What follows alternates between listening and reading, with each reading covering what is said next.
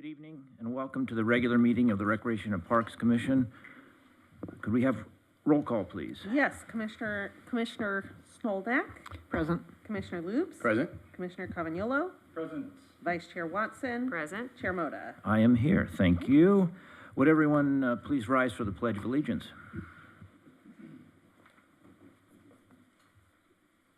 I pledge allegiance to the flag of the United States of America and to the republic for which it stands, one nation, under God, indivisible, with liberty and justice for all.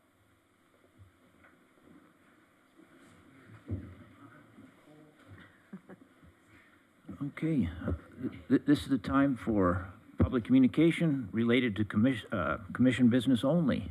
Anyone? Nope. Seeing none, we'll Okay. close public communication and move to the consent calendar, or consent. Regular meeting minutes from April 16th, 2025. Anyone? So moved. Second. All in favor? Aye. Aye, that's 5-0. A new business, employee spotlight. Yes, good evening, Honorable Chair and members of the Commission. Tonight, I'm very pleased to announce our employee spotlight recipient, Adriana Murrow from the library, and I'm going to let Julie come up and say a few words.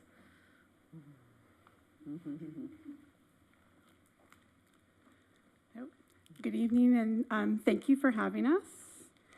Just share a little bit about Adriana Murrow. Adriana's began her career with the City of El Segundo, and she worked at Center Street School Library from 2015 to 2017 as a part-time library assistant. Her passion for youth services in public libraries led her to her full-time position as senior library assistant at the main library from 2018 till present. It was during her time at the El Segundo Public Library that she decided that she wanted to go and receive her master's degree in public librarianship. So she is studying at the University of Wisconsin-Milwaukee, and we're excited to announce that she's one class away from receiving her master's degree. So she did all of her studies while working full-time, so a huge load between her job and her school load. She's an integral part of the library team while in her role as senior library assistant with the Adult and Teen Division. She's creatively engaged a strong following of teens with her biweekly craft teen programs. She shares her joy of books during preschool story time, bilingual story time, and started the tradition of the library's annual community altar for Dia de los Muertos 6 years ago. In addition to library programming, Adriana mentors part-time employees just beginning their library profession journey, and she oversees the teen book collection, orders youth Spanish and graphic novels, assists the public at both the adult and the youth reference desks, and is the lead for maintaining the library's website.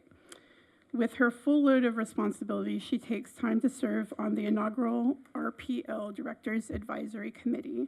And I'm proud to introduce you to Adriana Murrow, and we're excited to see what exciting things she has in her future when she graduates this fall. So, yes, Adriana. And Adriana will give you an opportunity to say a few words, but before that, I just want to also extend my gratitude to Adriana. She is a very, very steady employee, someone that is what I call one of the rocks in the department, where you just know they're going to be there, consistent, show up, offer to help. She's been involved in our DAG committee, our Directors Advisory Group, always willing to step up, and just is a wonderful employee. So I really appreciate you, Adriana. Yeah. All right. Hello, everyone. Just wanted to say thank you for this recognition. It's truly an honor and my pleasure to serve the community of El Segundo through programming, through ordering books, and just making the library a welcoming space for everyone.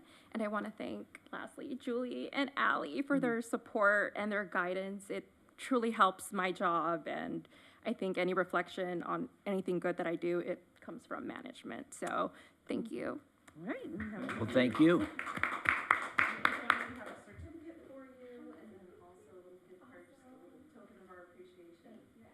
Thank you, everyone. Thank you.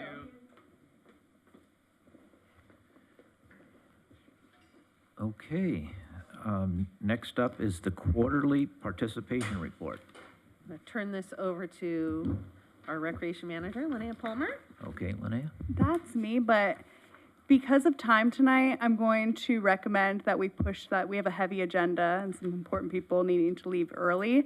So I'm thinking we push that just to next month, and I can just combine the 2 quarters because I was a month late anyways, and then we can get to everything else on the agenda, if that's Is that okay. with the chair? And are we? That's okay for me. Okay, All right, that consensus? thank you. Okay, thank you. So quarterly participation report is next month. Okay. This one, update on the tree at Library Park? Yes, I'd like to just turn that over to Christopher so he can give an update on where we're at and next steps. As you recall, the big leaf maple was selected as the replacement tree. And we've been looking for a tree, the big leaf maple, since then, and we've come up empty. We've contacted the folks over at Pollywog Park that planted some, where they got those trees from, and that supplier does not have any more. So we've kind of exhausted our resources at the moment. We've checked with native plant nurseries, Orange County, LA County, and we've just basically come up short for a big leaf maple. That's where we're at. Okay, so what you're telling us is you can't find one now. What is your plan? Do you have a plan? Well, we could wait and see if something shows up, but that could be a while. It's not a real popular tree. Isn't it also the case, though, that it's getting late in the season to plant natives, and that's why they're getting scarce? They can be planted almost any time. It depends on the weather. You don't want to do one in the heat of the summer, but Do you have a suggestion, or are you going to offer up a suggestion? Ally, are you going to offer up a suggestion? Yes, I think what staff were actually, what we had discussed is that we should probably go with staff's recommendation for the tree that you originally recommended. Christopher, I think that's what we'd like to ask, that the commission allow staff to plant the tree that they originally recommended. And that is? Norfolk Island pine. Did you happen to, when you talked to the people at Pollywog, ask them if they had like a back order issue for the trees that they were doing, or were they readily available at that time? They completed their order for what they had, and we talked to the supplier that they used, which was actually West Coast Arborist. They have a nursery as well, and they don't have any more. No, what I'm saying is, when Pollywog ordered all those trees, were they short then that they were a back ordered item and they had to wait, or were they readily available, at that time? So, or was it, there were 27 of them sitting in West Coast Arborist? That I at the do time? not know. I didn't inquire that far. What was the tree that had the second number of votes? It was also a native tree, I believe. Sycamore, wasn't it? Yes, I Yeah. think it was the sycamore was the second choice. We never really did a vote. Right. We never We did. Their kinda tallies were discussed- not, yeah, there's no second. We kind of, We had one recommendation and one vote, yeah. right. It was thrown around back and forth. Is there, I'm going to ask this one question, and is there hope that that this tree is going to be available, the big leaf maple, or in your opinion, and West Coast Arborist opinion, they're not gonna be available for a while? Correct. Is that the only, I mean, can we expand the radius? Can you not ship these? I'm just trying to understand, like, how a tree is not available anywhere, or what the cost is to bring. I just, We went out to our resources, our tree nurseries that we use. which are local. We went out to native tree nurseries, Orange County, LA County. There was a lead on a tree possibly up in Northern California. That did not pan out. Okay. So you're going as far as Northern California, so. Correct. That's That's up what I was there. asking. Yeah. So, I'm gonna make the recommendation, that we go with the staff's, go with staff's recommendation, so that would be my motion. I'll second. Can we discuss, though, still? Go ahead. You've got a motion and a Yeah, second, we so have you a can take motion a and a vote. second. Is the Norfolk Island pine the one that was there? I remember there were two different pines. I don't. It's a canary It's pine. different. It wasn't. It's a different pine. It's different. Okay. So there's a motion and a second. All in favor? Aye. Aye. Aye. No, All opposed? no. No. 3-2. Right. Thank you. So moving on to item 5, approval of the revised athletic field facility use and allocation policy. I'll turn that over to Recreation Manager Palmer. Okay, yeah, that's number 5. I was just getting ready to say that. All right. Yes.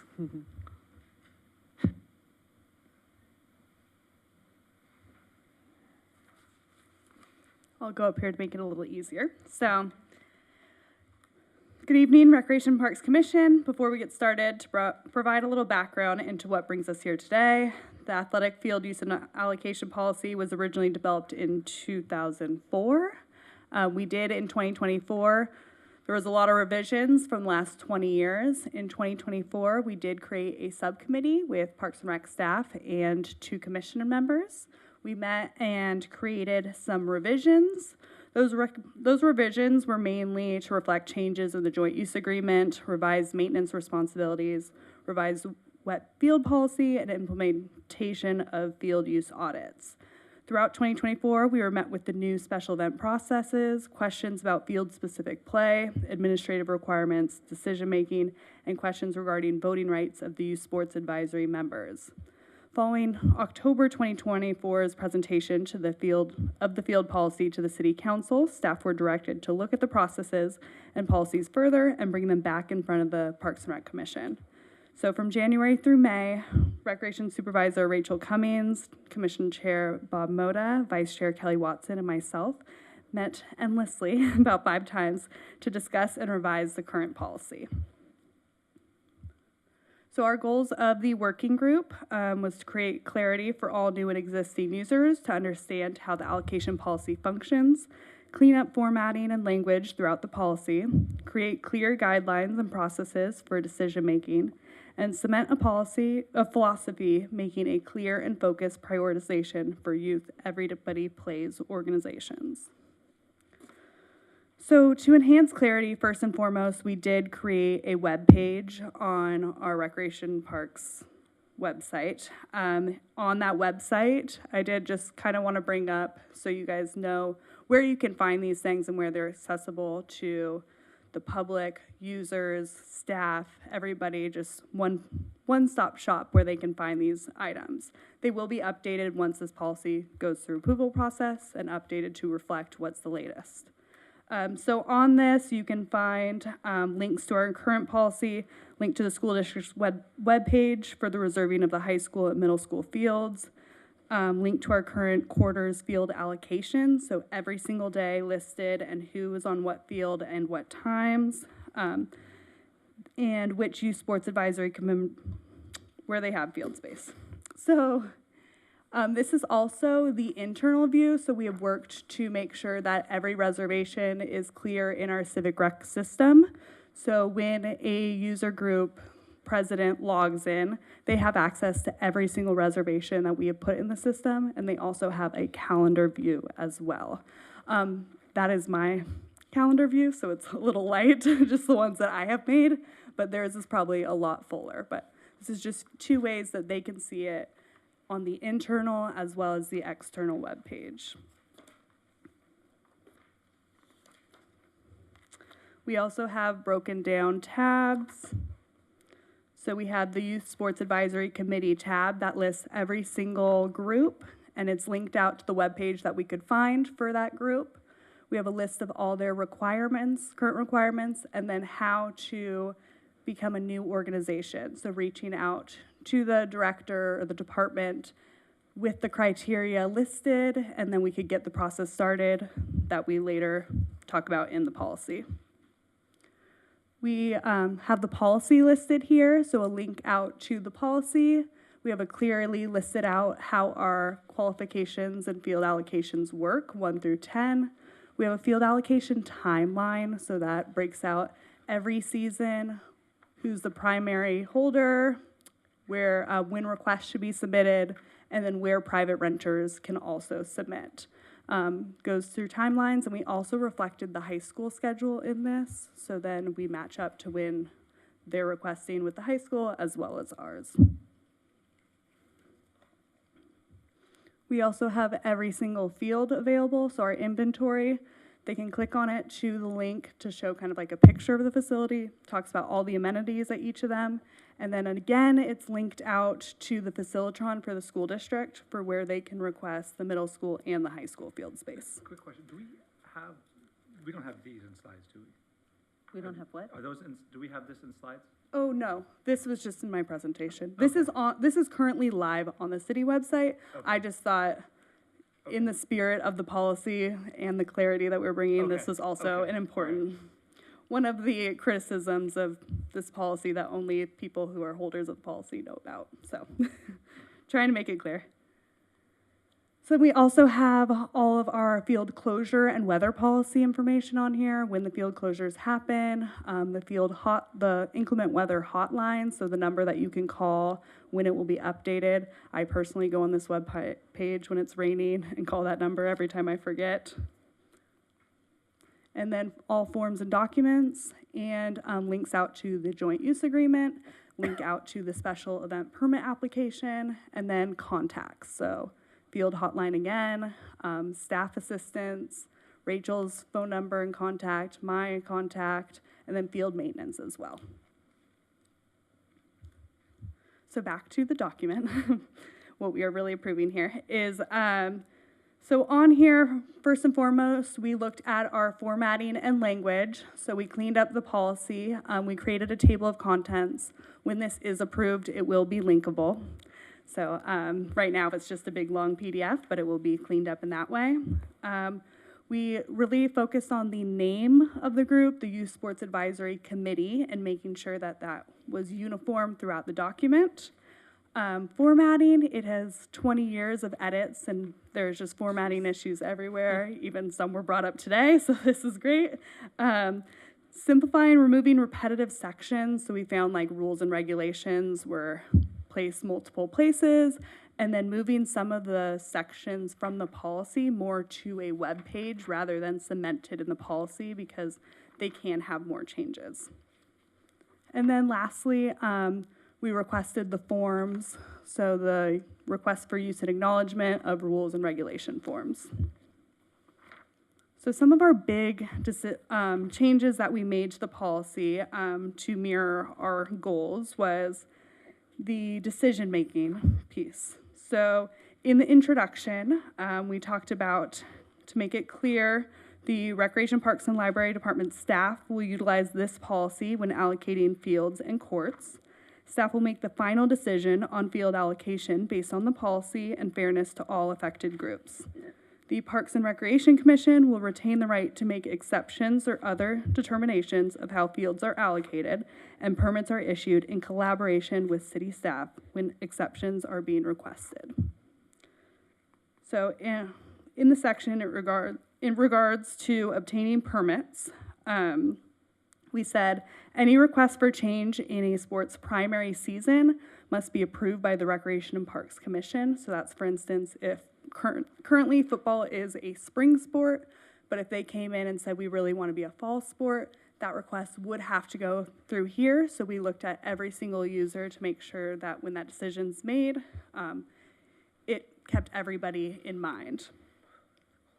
These special requests are exceptions, so any organization making a special request of the Recreation and Parks Commission to deviate from the current athletic field facility use and allocation policy must submit a written request to the department to be reviewed and considered for replacement. And then we will place it on a future Recreation and Parks Commission agenda. And then the requesting organization must send a representative from its current board to the Recreation and Parks Commission meeting to answer questions and provide information related to the request.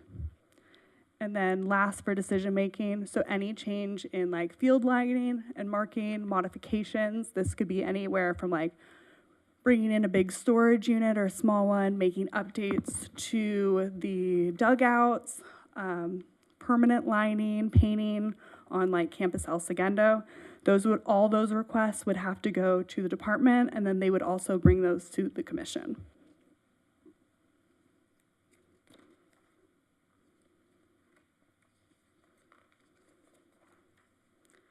So most importantly, we were looking at prioritizing our residents and what their continued interests are, like what our youth sports groups may be today might not be what the future of El Segundo is interested in. So how do we make decisions now that don't lock in the current users and allow for, if one sport becomes way more popular than the other or a new sport comes in, how that can work and how we can make sure that El Segundo residents are our top priority.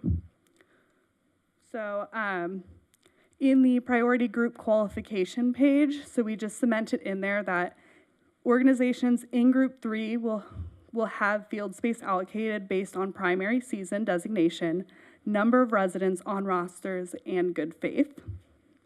The Youth Sports Advisory Committee, so changes to that committee member organization paragraph. We did move the members listed to the web page.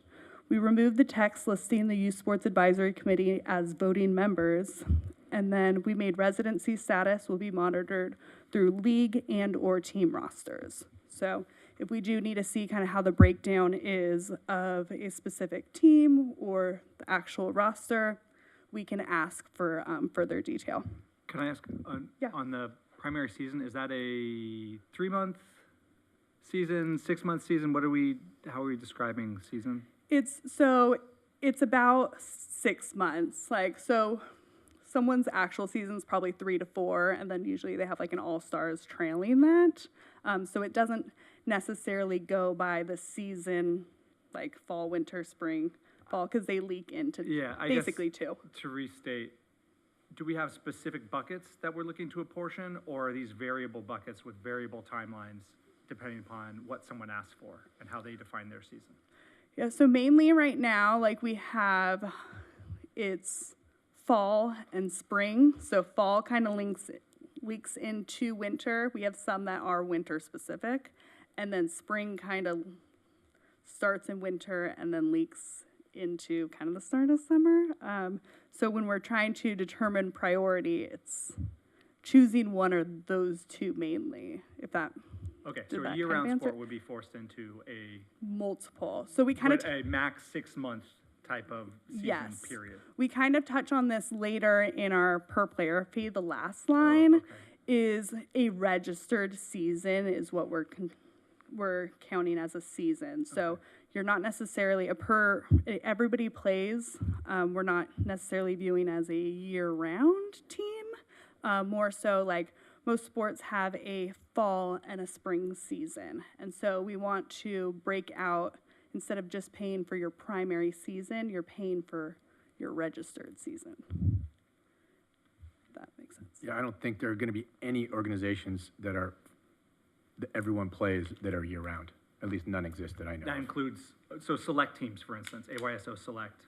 That would be a second season. So the first season is fall, and then the select is in the spring, so they got to pay separately for that. Okay. And they would get prioritized, they would choose one season to be their primary season. Which is their fall, and that's Which how is it is fall. right now. For the select as well. The Okay, not select, just they would be, regular their AYSO. secondary and their secondary season, they would be, to get second choice after everybody else's primary season. Yeah, okay. Yeah, so if you break out into your like regular season, you have a select group or an all-stars, that's still, your organization body has one primary season that you're selecting to be your priority. Okay, and so, I don't know if we have a table which specifies this, because I get a lot of questions, but, so, for instance, Group 3, which is everybody plays organization, right? So, so for their primary selection, they get priority over, let's say, a Group 4. Their secondary selection, does that get priority over a Group 4? Yes, it's still, so you have your priority group 3 people. You have your primary season, gets first dibs of it, and then also based on that number of residents on the roster. So it's your primary season, number of residents. So say we're in fall, or fall would be fair. Okay, And so then it it's- gets into, okay. Then it dips down. Once all 3 is has their pickings, then it opens up to 4 and below. Okay, so then it becomes a question of what is and everyone plays team. Do select teams qualify for that? You're talking about like AYSO United that runs a club, that's not. Okay. Or AYSO, okay, like El Segundo, like the club teams that are run by volunteers, parents, et cetera, in town, those would be considered. If they're not everybody plays organizations, they're gonna be 4. Yeah, I guess my question is the definition of everybody plays, but I guess I'll review that because I don't know if they fall into that or not, and that would be my question, because it's not an everybody can join the team organization. Well, that's what Then it's not gonna be everybody. Okay, thank you. Yes. Because I think they had been characterized as everyone plays, or they'd been treated in that bucket prior, is my understanding, so. No. Mhm. That's what this will. Okay, That's what, fantastic. Yeah, cleaning it thank you. Okay, all right, these are the changes I'm going, no, no, Phone and say that they're part of an organization. Yes. They're not. Right. Staff's on board with that now. Yeah. And staff has the authority to. Yeah. thank you, that's exactly what these are the nuances that are driving a lot of things, right, so, okay. yeah, this is what a lot of our conversations were around. I'm sure, so, I'm sure, yeah. yes, All the possible ways. Yes. Game the system, yes. yes. So the new member requirements, making sure we added that organizations must follow the Everybody Plays philosophy, and then their submitted league rosters must contain at least 75% El Segundo residents. And then it might have been in the previous draft as well, but making clear that all new organizations that are added to the Youth Sports Advisory Committee are subject to a 1-year probation. We also highlighted and add a little bit to the good faith rule. So all youth sports committee members will work together in good faith to accommodate as many El Segundo-based youth sports organizations as possible on city-controlled fields. All youth sports advisory committee members will use good faith to ensure that they use their allocated resources efficiently, responsibly, and with good ethics to share space for all sporting opportunities in El Segundo. And then we also added in the per player fee that the per player fee applies to all players and teams that practice or play on City of El Segundo, Richmond Street School, Center Street School, or Raytheon Fields during each registered season. And we would make that effective January, if this is approved, it would be effective January 2026 to give everybody a little bit of time to understand that. And then we also added a minimum of 51% of in-season games must consist of El Segundo-based teams. I think that means both teams.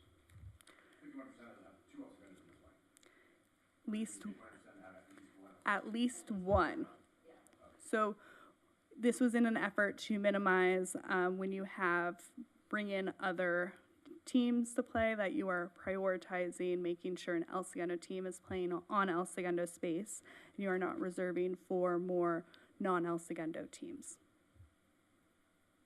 We understand tournaments, Okay, so Those that 49% things. is the allocation tournaments are completely separate. This is just in-season games. So what you are in your requests for in-season, so say you booked out an entire Saturday, that Saturday we want to make sure El Segundo teams are in at least 51% of those games.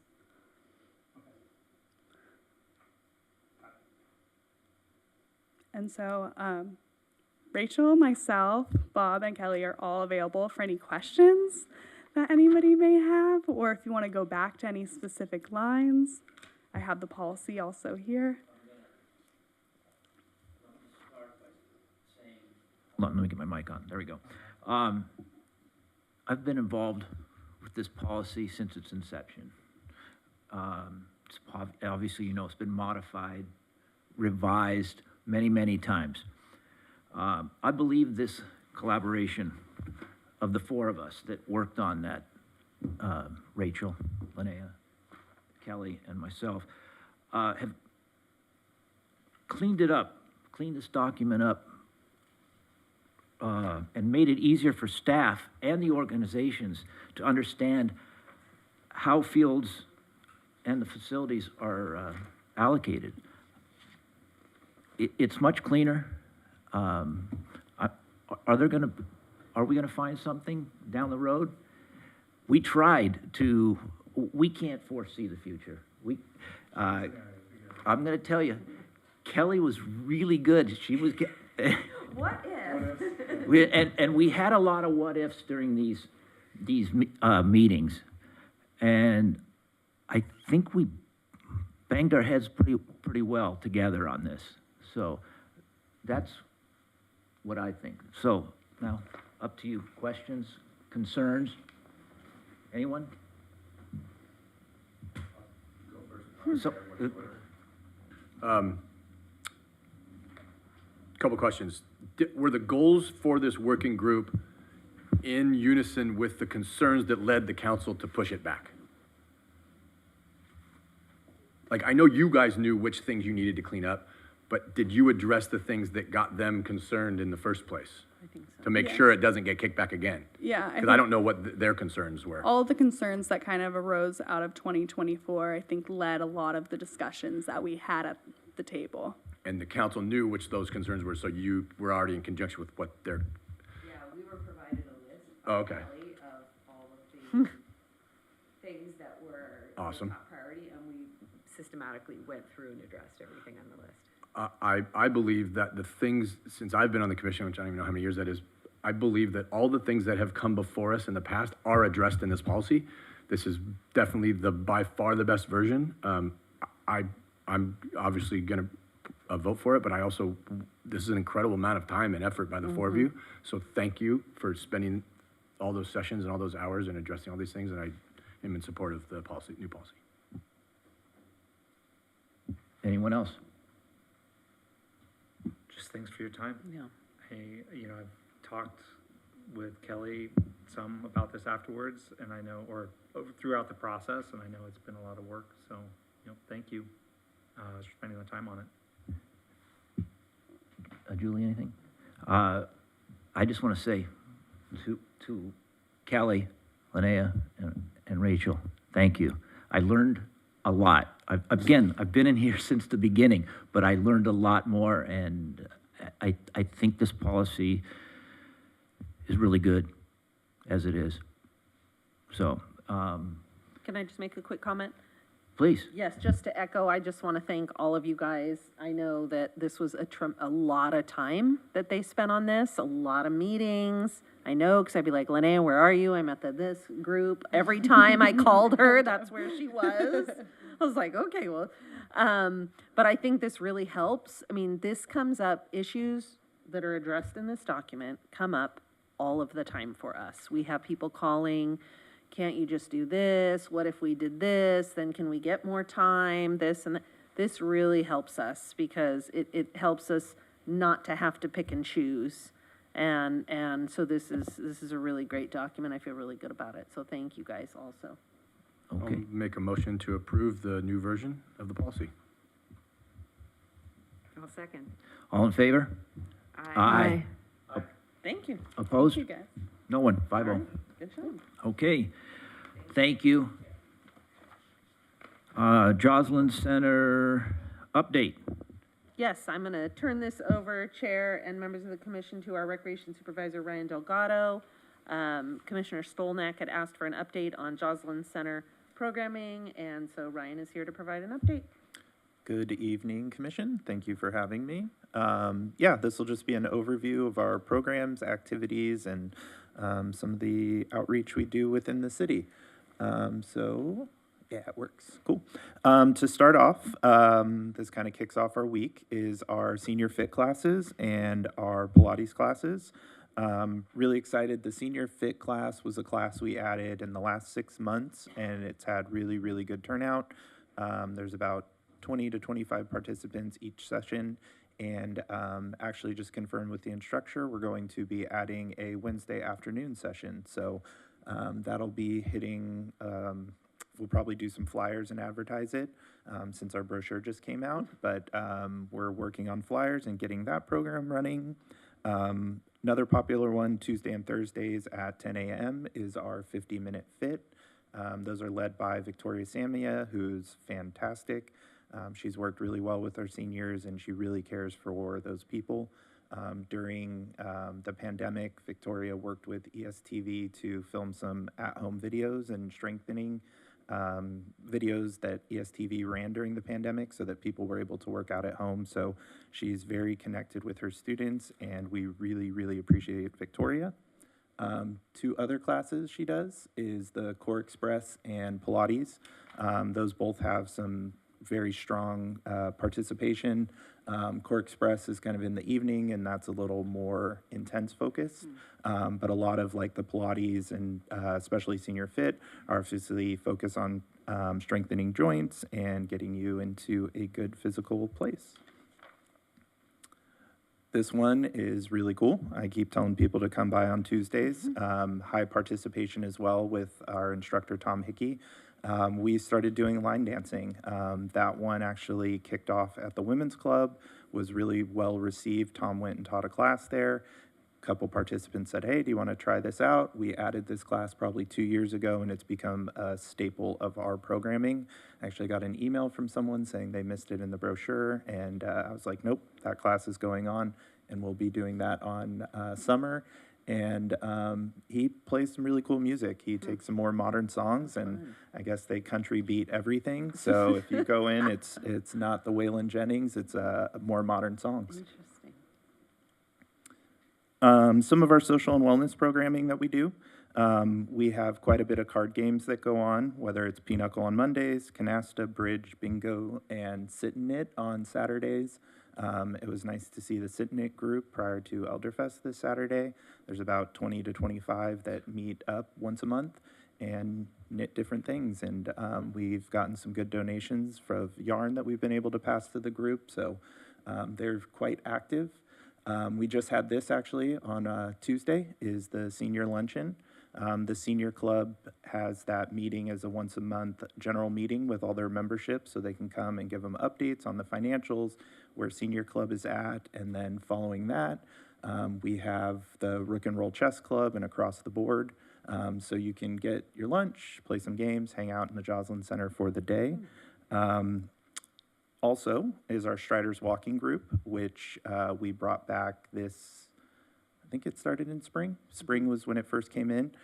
We do 2 sessions, from one at 9:15 and at 9:45, and staff does a little walk. Begins at the Joslin Center, and they've kind of modified the route to work in some hills and flat areas, but pretty much it starts within Joslin, loops over to Main Street, circles to the back side of the park, and then comes around. So it's about a 1.25 mile loop in total. And we have about 8 to 10 that are participating in that. And then actually in the summer, we are going to modify the program and have the shuttles come straight to Joslin at 10:30 on Monday, Wednesday, Fridays. And they will take a group straight down to the beach and drop them off at the beach so they can kind of do the beach walk. And then we'll pick them up and return the group. And then staff-led crafting. I forgot to bring the candles that were made, but we've done some really fun projects recently. Candle making was really popular. We got asked to do that again. We did a dried flower project with making these little lanterns. So that's a new staff-led one that is kind of growing in popularity. Everyone's favorite, the day trippers. We've taken some feedback and we're going to be running some weekday trips. Traditionally, this has been on Saturdays. This upcoming Saturday, they're going to be going to Griffith. We actually had to up the bus size because we're going to have about, I think we have 16 registered for it now. So those definitely have a fun travel little group. And are definitely growing in popularity, so hopefully we can get up to a 20-person bus. But upcoming trips are going to be the Norton Sign Museum, El Dorado Nature Center, California Science Center, and then the Gene Autry Museum near the LA Zoo. They took a really fun one that everyone enjoyed recently as well, which was the Peterson Auto Museum. They stayed a little longer, but hey, why not? Once a month, this commission and board used to be under recreation. It's now with building and planning, but there's the senior housing board meeting once a month. I will attend those meetings, give them updates on Joslyn, takes back some feedback from residents. That's actually where our Rook and Roll Chess Club came from, was one of the residents raised the hand and was like, I don't have anyone to play chess with. And so we worked with him, we picked a date. We had it today, there was 4 people in the back playing chess. It's been a pretty consistent group from anywhere from 4 to 8 people, and we have it open to all ages. So that one's been fun, and those meetings are very helpful in getting some feedback from residents. On June 21st, we're going to be assisting at the Park Vista yard sale. Last year was our first year assisting with that. We'll have staff go down to the building. They'll set up the tables, and we are going to promote and put out all the signage for the group. So we're meeting with a few residents to put that on. These are some of the advertising we do. We deliver Monday through Friday to Park Vista. So when we go over there, we'll bring these flyers over, such as the Across the Board and the Rook and Roll Chess Club. We'll also drop newsletters over there. When it came to Elderfest nominations, we'll go drop those pieces off. And so that is something our Meals on Wheels staff will do once a month as they go over. Here's a couple additional flyers that we have. Those are the arts and craft. Yes, pressed flower jars. And then this Friday is going to be the heartstring art. So if you feel like putting together some yarn, come on down. Dave, looks like you're interested. And then we've done some facility enhancements. We completely revamped our library room when it comes to seating and the decor within the room. We have new storage, we have HBO Max and a few different streaming services so we can play some movies. DVDs are not as popular anymore. Yeah. But yeah, so we also added a coffee and tea station. So usually the tea goes pretty quick. Black tea is everyone's favorite. And then we redid the craft room back wall and added some plants in there. We are currently working on a purchase order for some new tables in the back, as well as a shuffleboard for the game room. This is our pool room. We received a donation a while ago from the library that was one of the old Centennial Celebration blankets that we had the frame repaired from the library and had that put on the wall. We've added some neon lights, and then we are finalizing the shuffleboard purchase that will be into the back room. And then we are going to be attempting another pool tournament on June 14th on Saturday, open to all ages, open to all skill levels. Dove into some pool rules. You call it straight pool. You have to call your pocket. And so we're getting a little bit better with that. Gotta call a shot. Gotta call a shot. Gotta call a shot. These ones I just have in there. Dial Ride with Lyft. Again, another program staple. Our ridership has greatly increased with this program. Looking at original numbers, we were somewhere in the 100 rides each time. Now we're close to 600 rides per month, so we are servicing way more individuals than what we were able to do. With some feedback, once the 99-cent store closed, I think this was about a year ago, we were able to work with Lyft and incorporate Trader Joe's. And actually at Elderfest this weekend, talking with some of the seniors in attendance, We've figured out there's a gym in town that offers a silver sneakers membership, which is a free membership for anyone over a certain age. I'm going to be going down to the gym, and we're going to start trying to work that kind of relationship and get people over to the gym that's located by In-N-Out. Our Meals on Wheels program, another kind of not often talked about program, but very essential to city operations, in my opinion. Right now, we have 31 clients. We deliver 5 days a week. And, you know, just took on a person for the first time who's going through some throat surgery and health issues. Worked with St. Vincent's, who's our meal provider. We are able to get pureed meals specifically for this person from them. And it's one of the programs you don't hear about.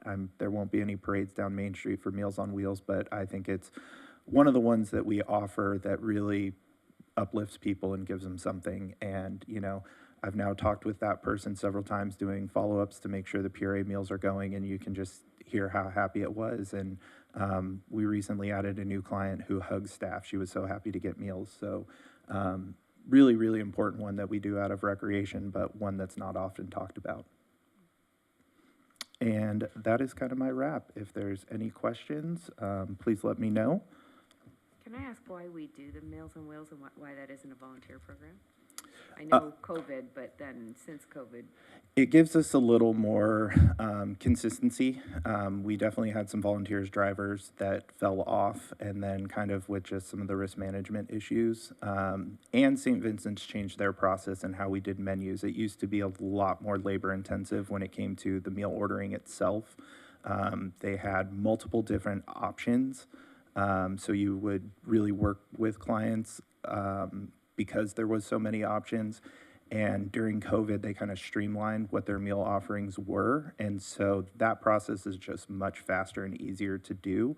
So previously, once the meals were handed off to the volunteers, staff went back and was doing quite a bit of work. And with St. Vincent's kind of tightening up their process, we don't have that. So it's really enabled us to use that same time and have our staff go out and deliver. Okay, anyone else? Go ahead. Thanks, Ryan, for doing this. This is a really complete package that you presented to us, which I had asked for, so thank you. I have a couple of questions on some of the slides. On the day trippers, how is it that you select the locations, and is there a radius that you can go? Do you have to stay in LA County? Yes. So we receive Prop A and C funds, which are LA County local. So we do have to stay within LA County bounds for the usage of those. We would be able to extend beyond there, and I think we've only done it once in my time. We went out to the Reagan Library, and you have to do your mileage and your time, and once you hit the county, then that becomes city funds. You return to that border, and then it tags back into Prop A and Prop C. So with how this program's funded at the moment, we are kind of limited within LA County. And then what was the other question you had? Sorry. How is it that you're selecting? Oh, the selection. places? On the backside of the monthly newsletter, people are able to write suggestions down. We have a little sheet on the back to give us feedback. And then it's a really active group, and they're always throwing out ideas and submissions. Like the flower fields that we went to a while ago, that came from participants. That wasn't one that we had thought about. A couple years ago, we went to the Sawdust Festival, and that was from participant feedback. Okay, all right. And then the next one is on the social and wellness programming, on the Striders Walking Group. Do you get many people that are doing that? Are they all just free to walk on their own? Do you get any seniors that are using walkers or anything like that are getting out to get exercise? No, we haven't had anyone with walkers. We do have, there's a group from Park Vista that has begun to join. Right now the group's about 10 or so, but we haven't had any walkers. But what I have seen is, like, we have one person who walks a bit slower and then a group who's, you know, a little bit quicker. And so the staff member is hung back with the person who walks a little slower. And then I do know one request was I walk a little slower, but please keep your pace because I want to challenge myself and keep up with you. So staff will adjust depending on the capabilities of the person. Okay, all right. And then on the attendance that, getting the across the board for the games, what is the attendance you normally get at that? We're trying to grow that one. It's been about 2 to 4, and so there has been a day where it was a little low attendance and staff. 2 to 4 people or 2 to 4 p.m.? 2 to 4 people. Oh, the time frame from it? No, so the Oh. attendance has been 2 to 4 people? It's been about 2 to 4. Okay, Yeah. So that we are trying to grow that one. I have and jumped in a few times. Yes, Linnea is quite competitive. But yeah, Diego's goes back there and plays and engages with staff. Diego's our recreation specialist at the front desk. So it's kind of got a small one going. I think today they were playing categories. I saw Jane had out. So it's about 2 to 4 is what we've had so far. okay. And then on the dial-a-ride with Lyft, what is the mileage out from here to a doctor, or is it, I mean, is it to Manhattan Beach? Is it, No, can you go all the way to Torrance? we've gone as far as, what is it, the Beverly Hills area. It's just based on, so we subsidize $5 of the ride. I'm sorry, we subsidize $20 of the ride. The rider pays $5 and then anything over 20. So if the ride was to be a total of $25, it would be your $5 rider fee and then $5 to cover the overage of the 20. Okay, and then, and they need to schedule those appointments either Tuesdays and Thursdays between those hours, and then they just tell you, we have to go to Long Beach. Yep. We would, if they'll, we give them obviously here's what the cost will be, especially for those rides. Have a good evening, Dave. For those rides, generally what I've seen at the front desk is obviously there's some that are scheduled day of, such as, and it's usually on the way back from an appointment when someone's like, I'm unsure when I'll get released or what the wait time is. But what I've noticed and what people have learned is you schedule ahead, so we can schedule 72 hours out. You schedule ahead, that locks in the price. So we can tell them the price prior to, so they know what the going there rate is. Okay. And then if they can, if they know, hey, I'm done at 3 o'clock, we book it on the way back as well. Okay, and, can they take a caregiver with them? Yes. Caregivers are welcome to go. And same thing with the Monday through Friday or Monday through Saturday, our normal dial ride services, caregivers are welcome to go with the rider as well. Okay, and that caregiver needs to get the senior from their home to the car and in the car? Correct. Okay. And you have to have a rec park card? Yes. Rec ID is required. Okay. All right. Thank you. I just had one question, Ryan. Thanks also for the pretty exhaustive, I think, walkthrough. Are there any programs that have been discontinued over the last year? Not discontinued. We've lost some instructors, whether like the two that just immediately come to mind was stained glass and watercolor. We lost both of those instructors to health issues. We were able to bring in another instructor, and then they took on a different job that didn't enable them to keep the class going anymore. I've only had to discontinue one program in my time at Joslin. Oh, the work just keeps growing, but that's good. I'm glad to hear we provide so many things, so that's all. Thank you. Thank you. Kelly, anything? Great job, Thank you, as Bob. always, but thank you. Appreciate it. Have a good evening.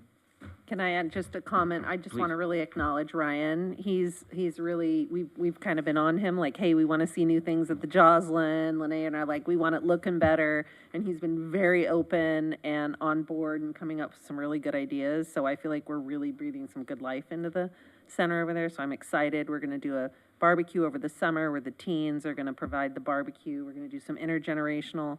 So he's been very open. I appreciate that. Absolutely. Done a great job. Thank you. Thank you. One more thing before you leave. I attended Elderfest this last weekend. it was an honor to be there as the El Segundo's older American. And Recreation Supervisor Ryan, you made the event a joy for everyone there. All the ones I talked to were happy to be there, and they talked really highly about you. Thank you, Bob. I So- appreciate that. Thank you. It's a fun event. And the food's not bad.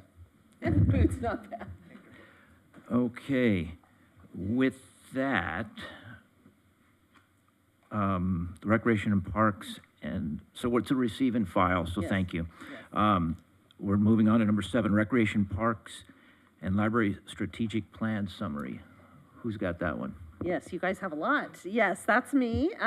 Good evening, Honorable Chair and members of the commission. So I'm just going to go over, can I have the little? If you all remember, I believe we came to you several months ago when we sort of started this process of creating a strategic plan for the department. One of the reasons we decided to do this is because there really just has been a lot of change in the department in the last 5 years with COVID, with adding, parks and then library and taking it away and moving it around and new directors. There's just been a lot of change. And so I think that naturally creates some confusion in priorities and where are we putting resources. So I think we just determined as a team that we wanted to spend a little time kind of talking about what our priorities should be, how those things have maybe changed since COVID, and where we want to move, where we want to go from here. And obviously, the city also does a strategic plan every 5 years or so, and then they update it annually. And that's actually kind of how we prioritize the director's work, is based on that strategic plan. So it's not just something they do and we throw it on a shelf. It's really, anytime we bring up a project or a program or we ask for resources from the council, they're going to go back to that document and see where it falls in that priority list. So what we did is we worked with a facilitator. Her name is Marie Knight. She's been in the field of recreation for 30 plus years. She's highly energetic, super passionate about what she does. And she came in and did 2 half-day sessions with all of the full-time staff, walked through kind of the typical SWOT analysis, what's going well, where are our challenges, what do we really see this department, purpose to be. It was a really good interactive session with all levels of staff. Parks guys were there, library, and for that day, we were really just all kind of talking about what we do and why we do it, and what we do well and what we need to work on. And then from there, that's when we set out to kind of really get a written plan in place. And we worked with all of the divisions. So we have recreation, parks maintenance, library services, and aquatics is kind of its own division, and then administration, which is me and my staff, and then the cultural arts coordinator. So one of the things we did is we created a vision statement and a mission statement. You can read them there. What I really loved about this is where we really talked about our values. And, we're not widget makers. We are people champions. I mean, we are out interacting with people, building relationships. And that was something that really came through with all of the staff, is that's a very high value for us. And so we came up with this to be the heart of the community, engaging generations, cultivating lifelong learning and memorable experiences in welcoming places and spaces. And then our mission statement is to enrich the lives of all with excellence through inclusive and innovative services in clean, safe, and sustainable environments. And again, we put these together. I mean, you can imagine a room full of 30 or 40 people trying to come up with, what we're going to say here. It was a lot, but I think we all felt really good about where we landed.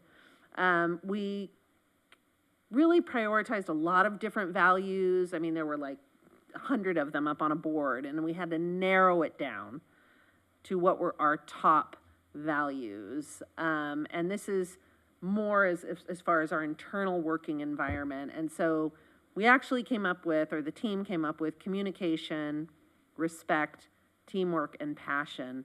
And then I took some leverage as the department head, and I added positivity, because I think that's one really critical value that we need to embody because of our role in the community and engaging people. You know, I really expect the staff to be positive and embrace change and embrace challenges and continue to move forward with a positive attitude. So certainly this doesn't reflect all of our values, but those were some of our core values. And then we went into our division goals. So each division set some goals. Obviously, we've got hundreds of things that we work on all of the time, but these were some that they identified as sort of top priorities. So in recreation, we're looking at technology, specifically our registration software. We have been engaging with a new vendor that I think you're going to be thrilled with. It is a phenomenal system. So we're looking at, you know, how do we make the user experience easier and more friendly? So I think we're already in we're in a good place with goal number 1. And then goal number 2 is I've really asked the staff to start focusing on cost of doing business, return on investment. We have limited resources, and we need to really be careful about how we're allocating those resources, how those resources are touching people, how many people, and we're always looking at closing our subsidy gap, because the smaller that gap is, the more we can do. So that's something that we've been working on, and I've been really proud of the staff because that's really kind of getting into the nitty-gritty administrative details that nobody wants to think about, but I think they're really critical. And then number 3 is improving program quality and participant satisfaction.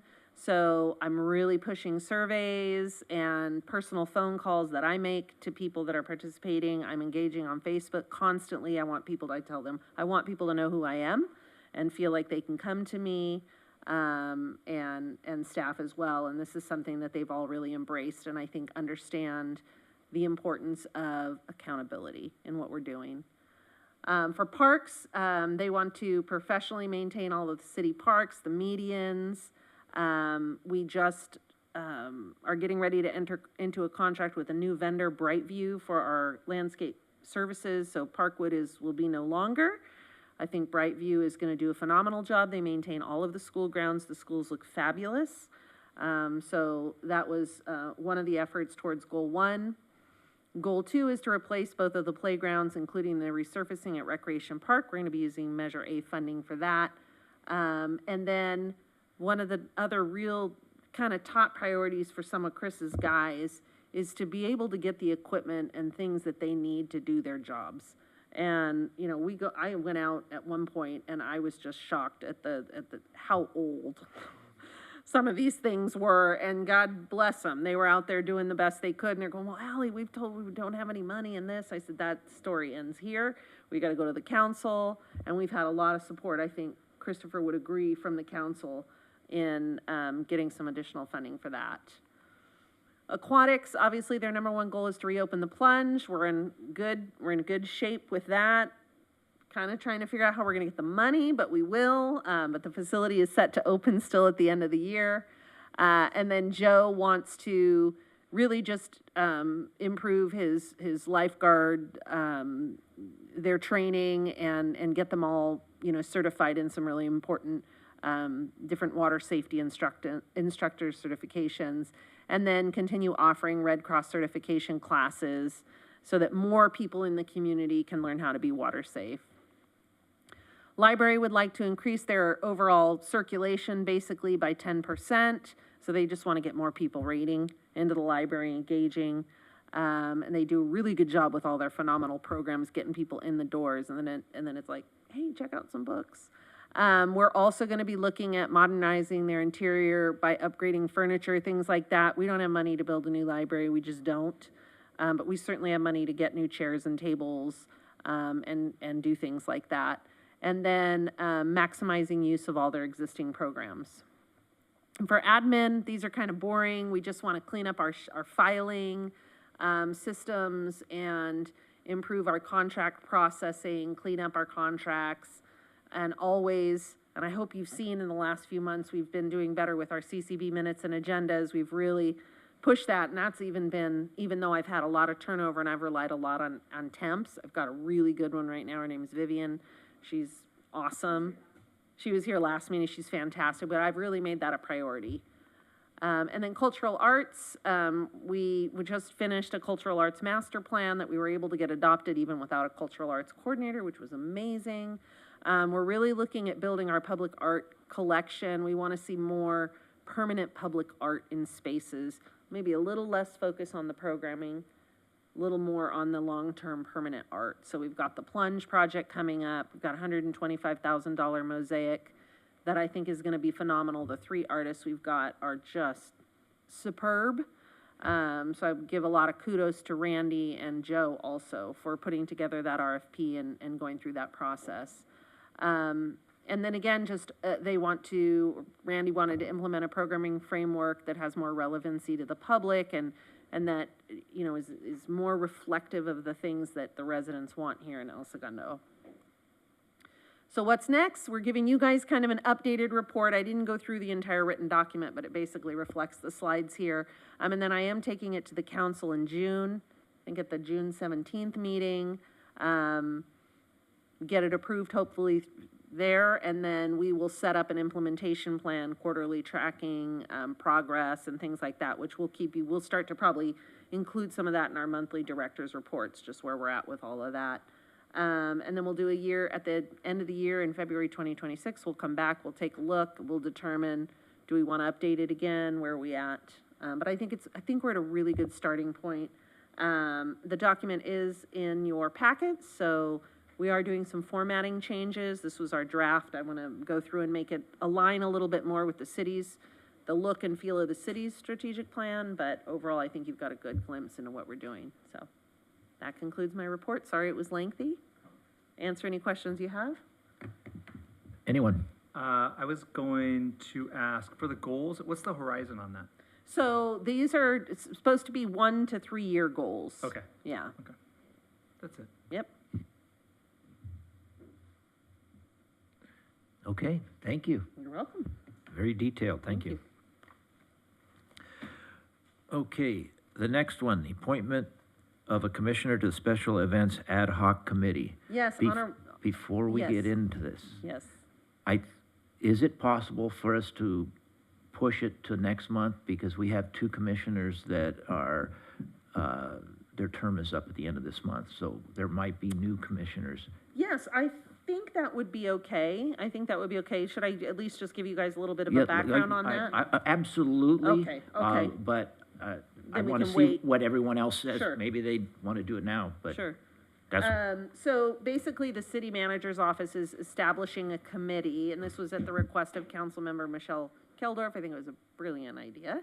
We've got a lot of big events coming our way in the next few years, the World Cup, the Olympics, there's other things that they've brought up. And her idea was to put together a committee to sort of address all of the things that come with having those types of huge events in our region: transportation, housing, retail, marketing, all those sorts of things. So they are going to be putting together this, they're calling it a Special Events Ad Hoc Committee, and they would like 1 member of the commission to sit on that committee and then potentially 1 alternate.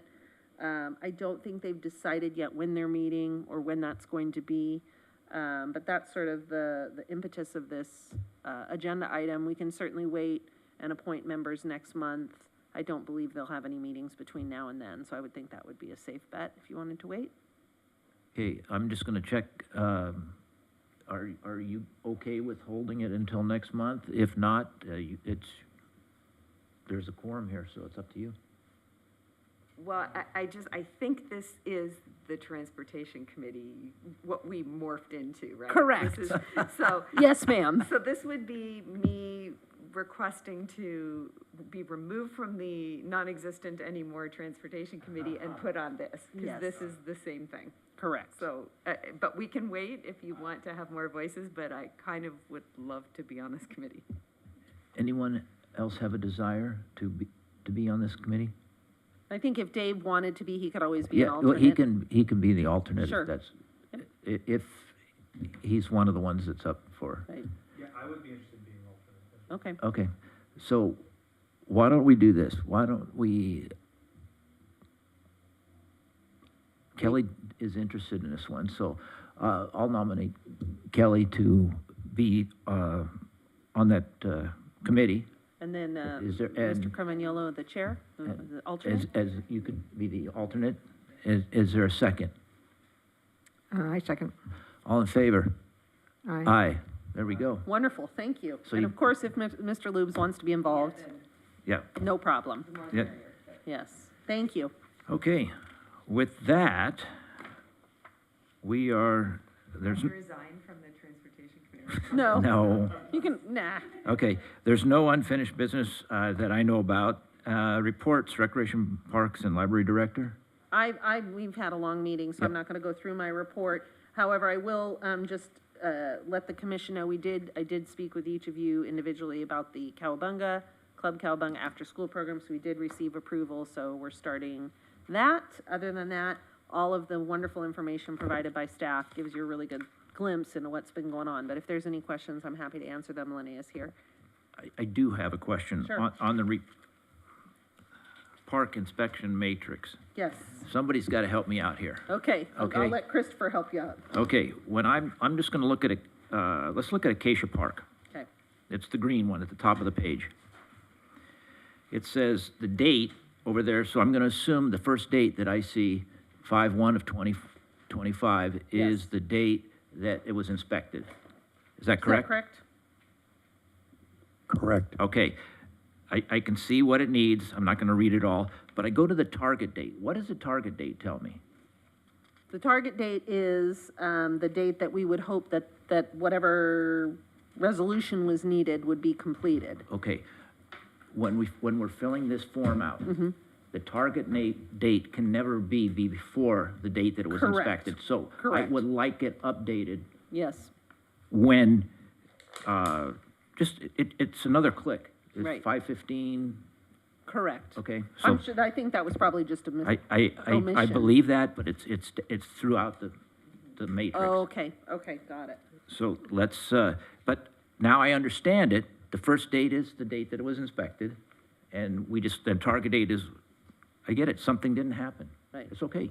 So, Thank- yeah, so Christopher, if you could just go in and change the target dates, that would be great. So when you think you're gonna be able to power wash the tables and fountains and trash cans there?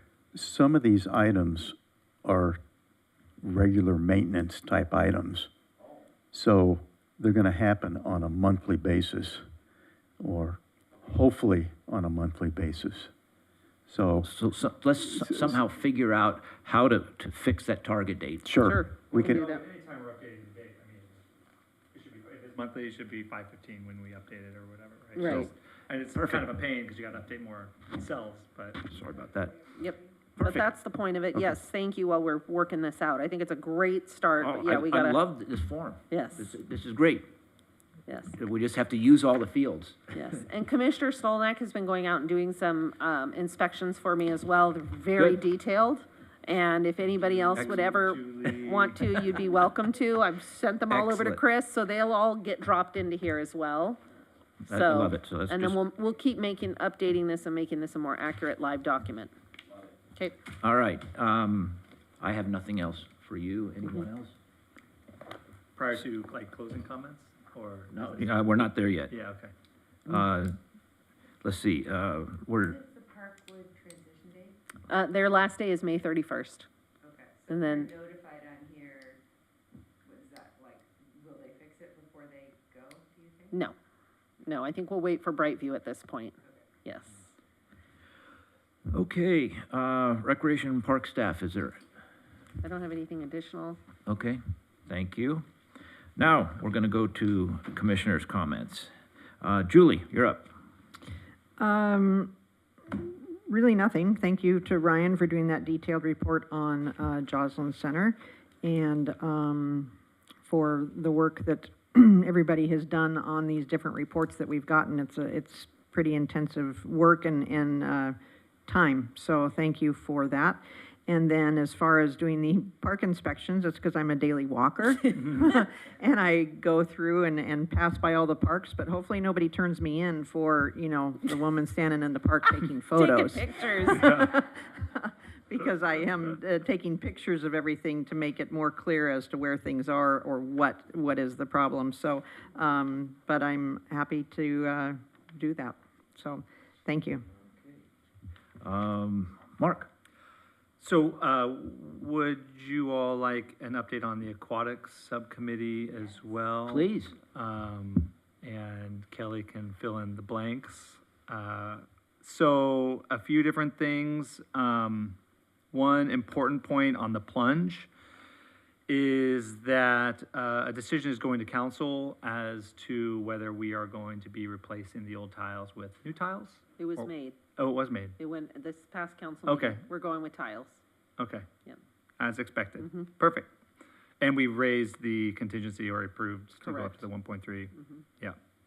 Excuse me, was that new tile? You're going with new, you're not using? Yes, we're going with a new tile. It's less expensive than a like-for-like replacement of the existing tile, but more expensive than the plaster, but a longer life cycle than the plaster. Yeah, that's perfect. I just needed an answer Yeah. because I've been asked 5 times and I don't know the answer. I'll get that answer. Thank you very much. They're no good. I didn't think so, but yes, thank you. Can I ask a question about the aquatics and the plunge? When I'm out walking and going around and seeing things and look at that construction from the outside, are we not replacing the windows on that plunge? Some I thought were replaced. I thought I heard the other day that some were replaced, but originally, no, they were not going to be replaced. They were deemed to be in fine condition. Really? Yes. Okay. A little Yes. consternation. I'm just a reporter. Okay. Thank you. Yes. In terms of the plunge as well, the schedule, we are still currently on time for a 12:30 opening. 12:30 project completion, not opening. Excuse me, project completion. I'll need a couple opening- weeks to get it open. Okay. Yes. All right, a couple weeks, Yes. that's manageable. Yes. We are going to need to replace the instructional pool liner. We're negotiating with Wiseburn as to who's gonna be doing that. So in the instructional pool at ESAC, At ESAC. there's a liner underneath, so it's not, so that's the floor of the pool. And we're gonna have to replace that, so that's gonna go to Wiseburn. We're negotiating with Wiseburn as to how to do that and who's gonna pay for it. It's Wiseburn's responsibility, but we gotta get Wiseburn to do it. Heaters will be coming in June, so at the Aquatic Center, they're gonna be taking up a lot of space until they are installed. So for the month of June and a little bit of July, they are gonna be in the way. Hopefully not too in the way. And the Plunge Capital Campaign, no updates there. I mean, no changes really there, still at the same spot. We're doing a lot of grassroots fundraising, which the team is supporting, which is great, but ultimately we need the big money folks. So if you have any friends. Hilltop is gonna open on 5/24 for weekends, and then the first week open will be the 16th of June. And Councilman Hunsaker will be presenting at City Council on the 17th of June. So Councilman Hunsaker, if you remember, Councilman Hunsaker is providing the consulting for the plunge and all of our aquatics, really, in terms of how we're going to prioritize and distribute space and programming, et cetera. Is everybody? Okay. Julie, I didn't know if you were.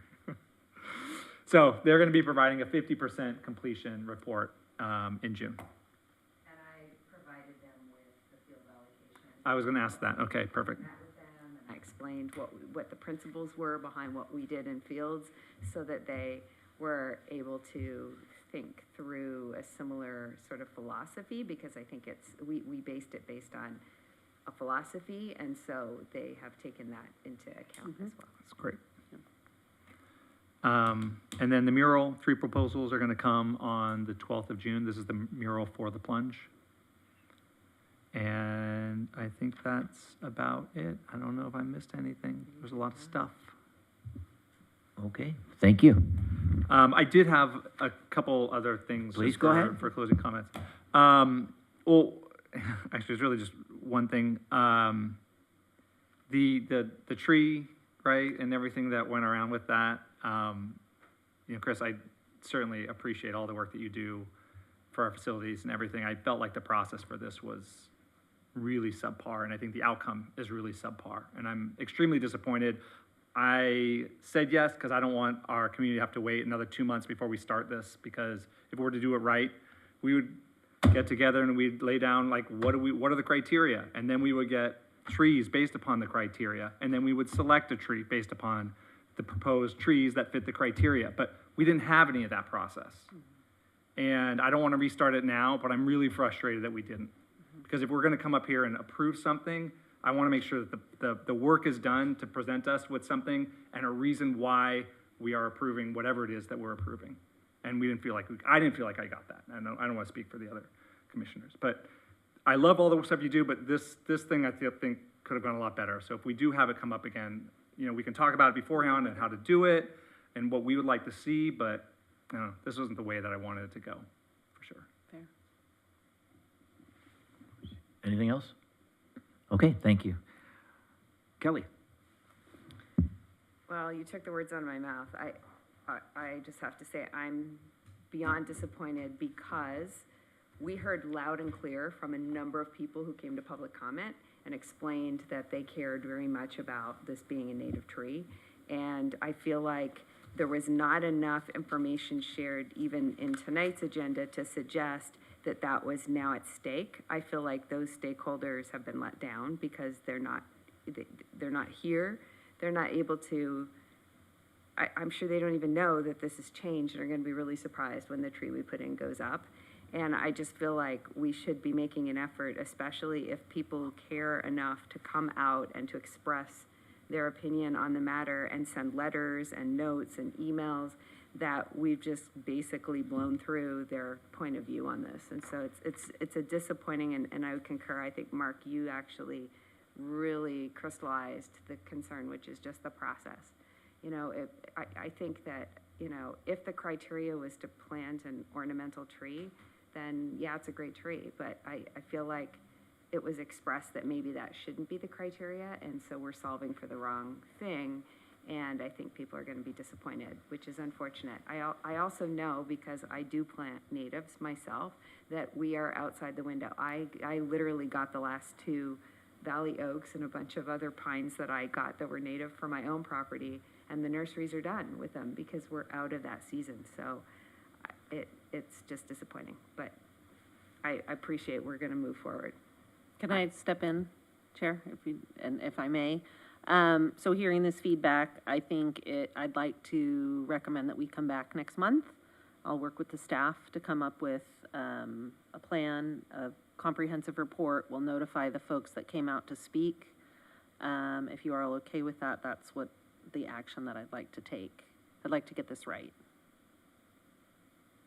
So that's what I'm going to do. I'm telling you in my comments. I'll be back in June.